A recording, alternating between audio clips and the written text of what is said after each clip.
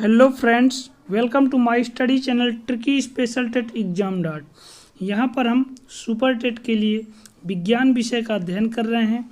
जैसा कि आप सभी जानते हैं, सुपर टेट में विज्ञान 10 नंबर की पूछी जाती है। जो आज का हमारा टॉपिक है वह है प्रकाश यानी लाइट। इस वीडियो के अंतर्गत हम सभी महत्वपूर्ण प्रश्नों का कलेक्शन किए हुए हैं, जहाँ से आपको एग्जाम में प्रश्न देखने को मिल सकते हैं। इस चैप्टर को बहुत आसान तरीके से आपको सीखना है, रटना बिल्कुल भी नहीं है। यह आपके सभी कॉम्पिटिटिव एग्जाम में अधिकतर क्वेश्चन पूछे जाते हैं। तो आइए देखते हैं इस चैप्टर के विषय में, जो आपके सुपर टेट के लिए बहुत ही महत्वपूर्ण है। यदि आप हमारे चैनल पर नए हैं तो चैनल को सब्सक्राइब कीजिए, प्रेस बेल आइकन, ताकि आगे आने वाली वीडियोज़ की नोटिफिकेशंस मिल सके और हम आप तक वीडियोज़ पहुंचाते रहें। प्रकाश यानी लाइट। अब सबसे पहले हम देखते हैं कि प्रकाश आखिर है क्या।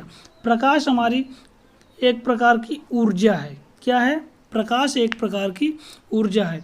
यहीं से आपके एग्जाम में क्वेश्चन पूछा जाता है कि प्रकाश है। ऑप्शन में आपके रहेंगे ऊर्जा, तरंग, चुंबकीय तरंग, विद्युत तरंग, इस तरह से कई ऑप्शन देते हैं। तो ध्यान दीजिएगा, प्रकाश एक प्रकार की ऊर्जा है जिसे हम एनर्जी कहते हैं। फिर प्रकाश हमेशा विद्युत चुंबकीय तरंगों के रूप में हमेशा सरल रेखा में गति करता है। यहाँ से भी एक क्वेश्चन बनता है, प्रकाश गति करता है सरल रेखा में, वक्र रेखा में या फिर वृत्तीय पथ में। तो आपको टिक करना है प्रकाश हमेशा सरल रेखा में विद्युत चुंबकीय तरंगों के रूप में जो है गति करता है। और प्रकाश क्या है? एक ऊर्जा है। इसको आप ध्यान दीजिएगा। फिर प्रकाश का वेग सर्वाधिक पूछा जाता है कि किस में होता है। तो प्रकाश का जो सर्वाधिक वेग होता है निर्वात में होता है। कितना होता है? 3 × 10⁸ मीटर पर सेकेंड, या इसी को कहें तो 3 लाख किलोमीटर पर सेकेंड होता है। फिर यहाँ से नेक्स्ट क्वेश्चन है आपका जो बनता है, प्रकाश का परावर्तन। प्रकाश का परावर्तन क्या होता है? Reflection of light. प्रकाश का परावर्तन, जैसे कोई किरण आती है, ये परावर्तक तल होता है। यहाँ से कोई किरण आती है और इससे टकराकर पुनः वापस उसी माध्यम में चली जाती है, तो ये हमारा प्रकाश का परावर्तन कहलाता है। तो प्रकाश का चिकनी सतह से टकराकर वापस लौट जाने की घटना क्या कहलाती है? प्रकाश का परावर्तन कहलाती है। प्रकाश के परावर्तन के 2 नियम हैं। कितने नियम हैं? आता है एग्जाम में, प्रकाश परावर्तन के कितने नियम हैं? तो 2 नियम हैं। कौन कौन से? नंबर 1, आपतन कोण व परावर्तन कोण समान होते हैं। जैसा कि यहाँ देखा गया है, ये जो आता है किरण, तो यहाँ से हमारा आपतन कोण बनता है, और जब जाती किरण तो ये परावर्तन कोण बनता है। फिर इसमें क्या होता है कि आपतन कोण व परावर्तन कोण समान होते हैं। आपतन कोण को हम कोण I से प्रकट करते हैं और परावर्तन कोण को कोण R से। यहाँ पर हम चित्र के माध्यम से देख सकते हैं। फिर दूसरा जो नियम है कौन सा है प्रकाश परावर्तन का, कि आपतित किरण दर्पण के आपतन बिंदु पर अभिलंब तथा परावर्तित किरण सभी एक ही तल में होते हैं। यहाँ से हम देखेंगे, ये आपतित किरण, ये परावर्तित किरण, ये अभिलंब, तीनों एक ही तल पे हैं। तो यही हमारा दूसरा नियम है। आपतित किरण दर्पण के आपतन बिंदु पर अभिलंब तथा परावर्तित किरण सभी एक ही तल में होते हैं। फिर दूसरा जो पॉइंट है, प्रकाश का अपवर्तन। प्रकाश के अपवर्तन के भी 2 नियम हैं। कौन कौन से? नंबर 1, आपतित किरणें अभिलंब तथा अपवर्तित किरणें तीनों एक ही सतह पर स्थित होते हैं। फिर जो नेक्स्ट नियम है वह है, किन्हीं 2 माध्यमों के लिए आपतन कोण की ज्या तथा अपवर्तन कोण की ज्या का अनुपात एक नियतांक होता है, जिसे हम म्यू से प्रकट करते हैं या दर्शाते हैं। यानी sin I/sin R = म्यू। इसी को स्नेल का नियम कहा गया है। इसी को स्नेल का नियम कहा गया है। फिर अपवर्तनांक क्या होता है? अपवर्तनांक किसी माध्यम की प्रकाश की किरण की दिशा को बदलने की क्षमता को उसका अपवर्तनांक कहते हैं। अपवर्तनांक क्या होता है? किसी माध्यम की प्रकाश की किरण की दिशा बदलने की क्षमता को उसका अपवर्तनांक कहते हैं। जैसे कि आपने कई बार सुना हो कि कोई किरण है वो विरल माध्यम से यानी कि हवा से कांच यानी सघन माध्यम में जाती है, तो कैसी घटनाएं होती हैं, इन सब से भी एक क्वेश्चन बनता है। यदि विरल माध्यम से कोई प्रकाश किरण है, विरल माध्यम से जा रही है सघन माध्यम में, तो वो अभिलंब की ओर झुक जाती है। कैसा? अभिलंब की ओर झुक जाती है। ये सघन माध्यम से विरल माध्यम की ओर जाएगी तो अभिलंब से दूर हटती है। फिर जो आपके एग्जाम में क्वेश्चन बनते हैं यहाँ से काफ़ी इंपॉर्टेंट है, तरंग दैर्ध्य बढ़ने के साथ अपवर्तनांक का मान कम हो जाता है। तो यहाँ से क्वेश्चन जो बनता है कि लाल रंग का अपवर्तनांक सबसे कम होता है। इस पॉइंट को आप ध्यान दीजिएगा। क्वेश्चन में पूछा जाता है किस रंग का अपवर्तनांक सबसे कम होता है, तो लाल रंग का अपवर्तनांक सबसे कम होता है। फिर चूंकि लाल रंग की सबसे अधिक तरंग दैर्ध्य होती है, इसी वजह से लाल रंग का अपवर्तनांक सबसे कम होता है। फिर किस रंग का अपवर्तनांक सबसे अधिक होता है, तो बैगनी रंग की जो है तरंग दैर्ध्य सबसे कम होती है, इसलिए बैगनी रंग का अपवर्तनांक सबसे अधिक होता है। फिर एक क्वेश्चन यहाँ से बनता है विभिन्न पदार्थों के अपवर्तनांक। अपवर्तनांक पूछे जाते हैं कि निर्वात में अपवर्तनांक कितना होता है, तो 1 होता है। वायु का अपवर्तनांक कितना होता है, तो 1.003 होता है। इसी तरह पूछ लेता है कि पानी का अपवर्तनांक कितना होता है, तो 1.33। कांच का वेरी इंपॉर्टेंट है, यहाँ से क्वेश्चन पूछा जाता है। कांच का अपवर्तनांक 1.50 और हीरा भी आपके एग्जाम की दृष्टि से काफ़ी इंपॉर्टेंट है, हीरा का 2.42 होता है। फिर प्रकाश के अपवर्तन की स्थितियाँ, जैसा कि अभी मैंने बताया था कि सघन माध्यम में विरल माध्यम में कैसे प्रकाश किरणें चलती हैं, वही चीज़ हम यहाँ पर देखेंगे। प्रकाश के अपवर्तन की स्थितियाँ, नंबर 1 विरल माध्यम यानी हवा जिसमें दूर दूर होता है, सघन माध्यम जल यानी जिसके अणु नज़दीक होते हैं। तो विरल माध्यम से सघन माध्यम तो अपने पथ से विचलित होकर अभिलंब की तरफ झुक जाती है। यदि कोई प्रकाश किरण है विरल माध्यम से सघन माध्यम की ओर जाती है तो वो अपने पथ से विचलित होकर अभिलंब की तरफ झुक जाती है। यहाँ से क्वेश्चन पूछे जाते हैं। सघन माध्यम यानी कांच से जब विरल माध्यम हवा में जब कोई प्रकाश किरण जाती है तो प्रकाश किरण वास्तविक पथ से क्या होता है, विचलित होकर अभिलंब से दूर चली जाती है। जब सघन से विरल की ओर जाएगी तो अभिलंब से दूर, और जब विरल से सघन की ओर जाएगी तो अभिलंब की ओर झुक जाती है। यहाँ से आता है कि प्रकाश की चाल को ज्ञात करने का जो फार्मूला होता है, तो प्रकाश की चाल को ज्ञात करते हैं u बराबर c/μ से। u क्या है, माध्यम में प्रकाश की चाल है, c आपका निर्वात में है, और म्यू क्या है, माध्यम का अपवर्तनांक। फिर इन पॉइंटों को आप ध्यान दीजिए, काफ़ी महत्वपूर्ण है।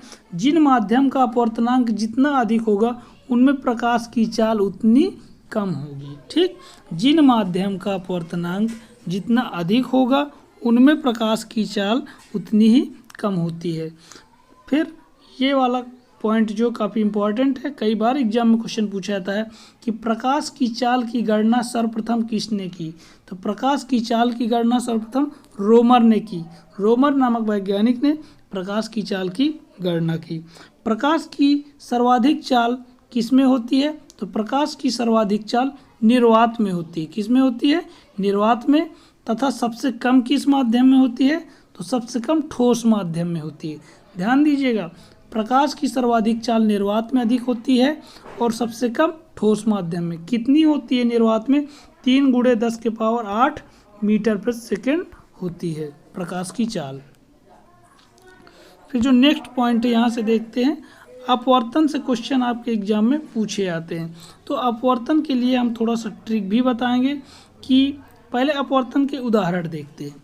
जैसा कि पूछ लेता है एग्जाम में, पानी से भरे किसी बर्तन में पड़ा एक सिक्का अपवर्तन के कारण थोड़ा सा उठा सा प्रतीत होता है। जैसे ये कोई घड़ा है या बाल्टी है, इसमें कोई यहाँ सिक्का डाला गया है तो ये हल्का सा उठा हुआ दिखाई देता है। किस कारण से, तो अपवर्तन के कारण से। तो हमने यहाँ पर जो ट्रिक बताई है कि अपवर्तन में आपकी सभी घटनाएं झूठी लगेंगी।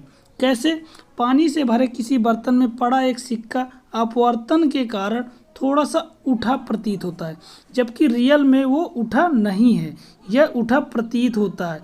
इस वजह से यह अपवर्तन की घटना हो जाती है।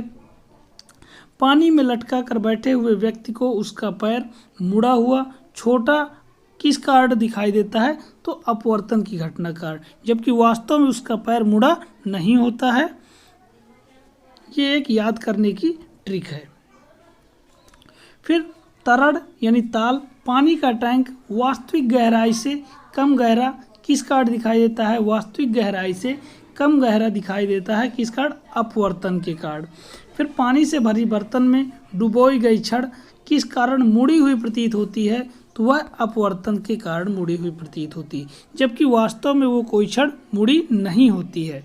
फिर नेक्स्ट, तारों का आकाश में टिमटिमाना किस घटना का कारण होता है, तो तारों का आकाश में टिमटिमाना अपवर्तन की घटना का कारण होता है। धुएं के दूसरी तरफ रखी वस्तु का हिलता हुआ दिखाई देना तो यह किसका कारण है, अपवर्तन का कारण है, जबकि वास्तव में वो वस्तु हिलती नहीं है। सूर्य के उदय या अस्त होते समय कुछ हिस्से का दिखाई देना कैसा घटना है, अपवर्तन का कारण है। फिर पूर्ण आंतरिक परावर्तन से भी काफ़ी क्वेश्चन बनते हैं कि किनमें कौन सी घटनाएं पूर्ण आंतरिक परावर्तन से होती हैं। तो यहाँ पर हम देखेंगे, यदि प्रकाश की किरण सघन माध्यम से विरल माध्यम में जा रही हो तो अपवर्तन कोण का मान क्रांतिक कोण से अधिक हो तो प्रकाश की किरणें दूसरे माध्यम में जाकर पुनः पूर्व माध्यम में लौट आती हैं, और यही घटना क्या कहलाती है, पूर्ण आंतरिक परावर्तन कहलाती है। कह रहा है कि यदि प्रकाश की किरण सघन माध्यम से विरल माध्यम में जा रही है तो आपतन कोण का मान क्रांतिक कोण से अधिक हो तो प्रकाश की किरणें क्या करती हैं, एक माध्यम से जाकर दूसरे माध्यम में जाती हैं और पुनः इसी से पूर्व माध्यम में वापस लौट आती हैं। तो यही घटना क्या कहलाती है, प्रकाश का पूर्ण आंतरिक परावर्तन कहलाता है। फिर अब उदाहरण देखते हैं, पूर्ण आंतरिक परावर्तन के उदाहरण, क्योंकि उदाहरण ही आपके एग्जाम में पूछे जाते हैं। पूछ लेता है हीरे का चमकना कैसा उदाहरण है, प्रकाश की किस घटना से संबंधित है, तो पूर्ण आंतरिक परावर्तन से। चटका हुआ कांच का चमकना किस घटना का कारण होता है, तो पूर्ण आंतरिक परावर्तन से। रेगिस्तान में मृग तृष्णा यानी मरीचिका की घटना किस कारण होती है, तो प्रकाश के पूर्ण आंतरिक परावर्तन से होता है। पूर्ण आंतरिक परावर्तन की घटना के कारण वायु के बुलबुले पानी के अंदर चमकीले दिखाई देते हैं। काफ़ी एग्जाम में पूछे जाते हैं ऐसे क्वेश्चन कि किस घटना का कारण जो है पानी के बुलबुले वायु के बुलबुले पानी के अंदर चमकीले दिखाई देते हैं, तो पूर्ण आंतरिक परावर्तन कारण। पेट अथवा आंतरिक अंगों के अन्वेषण के लिए प्रयुक्त तकनीक यानी एंडोस्कोपी को भी जो प्रयोग किया जाता है वो किस घटना पर आधारित है, तो एंडोस्कोपी पूर्ण आंतरिक परावर्तन पर आधारित है। प्रकाश तंतु का सिद्धांत पूर्ण आंतरिक परावर्तन की घटना पर आधारित है। इसी को तंतु फाइबर का सिद्धांत भी कहते हैं। पूछा जाता है कि प्रकाश तंतु का सिद्धांत या फाइबर सिद्धांत किस पर आधारित होता है, तो पूर्ण आंतरिक परावर्तन पर आधारित होता है। फिर एक क्वेश्चन यहाँ से पूछा जाता है प्रकीर्णन से कि कौन सी घटना प्रकीर्णन से संबंधित है। तो सबसे पहले हम देखेंगे प्रकाश का प्रकीर्णन है क्या। प्रकीर्णन का अर्थ होता है टकरा कर फैलना, इम्पॉर्टेंट है यहाँ से। प्रकाश का प्रकीर्णन तरंग दैर्ध्य के विलोमानुपाती होता है, यानी कि जिसकी सबसे अधिक प्रकीर्णन होगी उसकी तरंग दैर्ध्य सबसे कम होगी। तो पूछा जाता है कि किस रंग की प्रकीर्णन सबसे अधिक होती है, तो बैंगनी रंग का प्रकीर्णन सबसे अधिक होता है। क्यों? क्योंकि इसकी जो तरंग दैर्ध्य होती है वो सबसे कम होती है। फिर पूछा जाता है किस रंग का प्रकीर्णन सबसे कम होता है, तो लाल रंग का प्रकीर्णन सबसे कम होता है, क्योंकि लाल रंग की जो तरंग दैर्ध्य होती है सबसे अधिक होती है। एग्जाम में आपके उदाहरण पूछे जाते हैं कि प्रकीर्णन के कौन से उदाहरण हैं। पूछ लेगा आकाश का रंग नीला किसके कारण दिखाई देता है, आकाश का रंग नीला प्रकीर्णन के कारण दिखाई देता है। फिर किस घटना के कारण उगते एवं डूबते हुए सूर्य का रंग लाल दिखाई देता है, तो प्रकीर्णन के कारण। फिर महासागर का रंग नीला किस घटना के कारण दिखाई देता है, प्रकाश का प्रकीर्णन कारण। रंगों से संबंधित जो भी घटनाएं आती हैं वो सब प्रकीर्णन के कारण ही होती है। अंतरिक्ष यात्री को बाह्य आकाश काला दिखाई देता है क्योंकि वायुमंडल अनुपस्थित होता है और प्रकाश के प्रकीर्णन की घटना नहीं होती है यहाँ पर, इस वजह से जो वायुमंडल होता है काला दिखाई देता है। फिर आपके एग्जाम में काफ़ी पूछा जाता है यहाँ से क्वेश्चन कि प्राथमिक रंग कौन से होते हैं। प्रकाश चूंकि रंगों का जो श्वेत प्रकाश होता है प्रिज्म में डाला जाता है, 7 रंगों में विभाजित होता है, इसी से इंद्रधनुष भी बनता है 7 रंगों से। तो वही प्राथमिक रंग पूछे जाते हैं, कौन से होते हैं? तो प्राथमिक रंग लाल, हरा, नीला, ये सब तीनों प्राथमिक रंगों में आते हैं। रंगीन टेलीविज़न में किसका प्रयोग किया जाता है? तो रंगीन टेलीविज़न में प्राथमिक रंगों का प्रयोग किया जाता है। तीनों प्राथमिक रंग यदि लाल, हरा और नीले को आपस में मिला दें तो कौन सा रंग बनेगा? तो सफ़ेद रंग बनता है। कौन सा रंग बनता है? सफ़ेद रंग। यदि किसी कमरे में हरा विद्युत बल्ब लगा हो तो लाल वस्त्र किस रंग का दिखाई देगा? यदि किसी कमरे में हरा विद्युत बल्ब लगा हो तो लाल वस्त्र काले रंग का दिखाई देता। वर्ड विक्षेपण, विक्षेपण का मतलब होता है विचलन। तो वर्ड विक्षेपण से भी क्वेश्चंस पूछे जाते हैं। श्वेत प्रकाश 7 रंगों से बना होता है। श्वेत प्रकाश जो है 7 रंगों से बना होता है। इसका जो क्रम है वो ट्रिक है याद करने की। बैनी, आह, पी, नाला, यानी बैनी से बैगनी, नी से नीला, आ से आसमानी, हा से हरा, पी से पीला, ना से नारंगी, ला से लाल। ये श्वेत प्रकाश का जो है क्रम होता है कि इस क्रम में ये व्यवस्थित होते हैं। यहाँ से जो क्वेश्चन पूछा जाता है कि अधिकतम वर्ड विक्षेपण किस रंग का होता है, तो क्वेश्चन काफ़ी इम्पोर्टेंट है। तो ध्यान दीजिएगा, बैगनी रंग का जो वर्ड विक्षेपण होता है सर्वाधिक होता है, यानी बैगनी रंग जो है सर्वाधिक विचलित होता है, अर्थात बैगनी रंग का सर्वाधिक विचलन होता है। फिर न्यूनतम वर्ड विक्षेपण किस रंग का होता है? तो न्यूनतम वर्ड विक्षेपण लाल रंग का होता है, अर्थात लाल रंग की तरंग दैर्घ्य सर्वाधिक होती है, अतः यह सबसे कम विचलित होता है। और बैगनी रंग की जो तरंग दैर्घ्य है सबसे कम होती है, तो यह सर्वाधिक विचलित होता है। फिर नेक्स्ट देखते हैं, जो इंद्रधनुष की घटना है वो भी इसी पर आधारित है। तो इंद्रधनुष की घटना होती कैसे है? तो इंद्रधनुष परावर्तन, प्रकाश का परावर्तन, पूर्ण आंतरिक परावर्तन तथा अपवर्तन द्वारा वर्ड विक्षेपण का सबसे अच्छा उदाहरण है इंद्रधनुष। इंद्रधनुष बनने का कारण क्या है? जब प्रकाश की घटना परावर्तन, पूर्ण आंतरिक परावर्तन तथा अपवर्तन तीनों एक साथ घटित होती है तभी इंद्रधनुष का निर्माण होता है। जैसा कि आपने कई बार देखा होगा, वर्षा होने के बाद एक आसमान में कई रंगों का धनुष बन जाता है, उसे कोई इंद्रधनुष कहते हैं।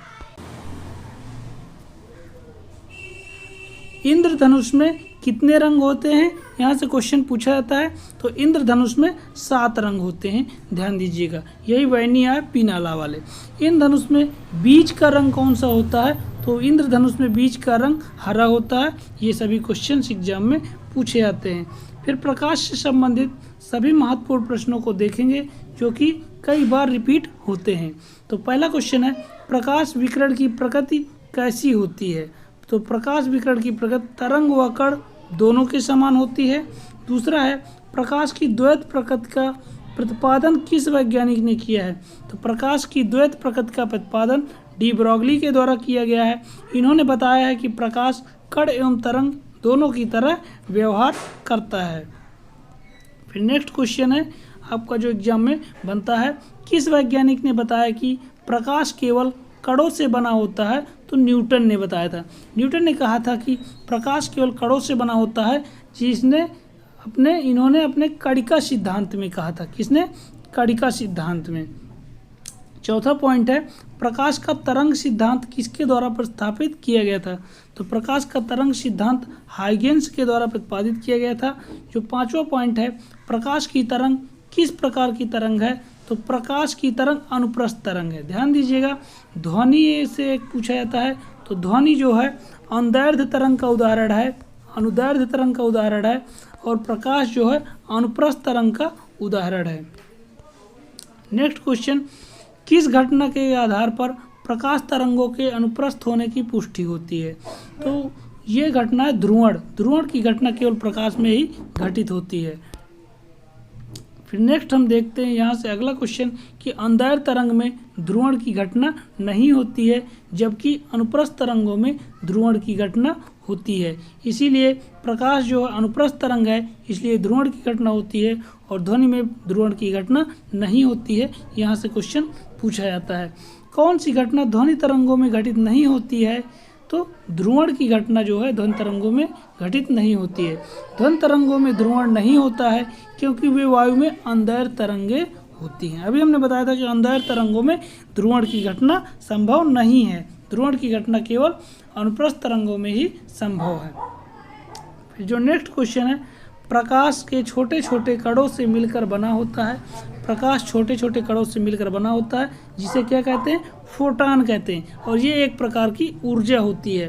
प्रकाश विद्युत प्रभाव का नियम या प्रतिपादन किसने किया था? तो प्रकाश विद्युत प्रभाव का प्रतिपादन आइंस्टीन ने किया था और इन्होंने एक समीकरण दिया था E = mc²।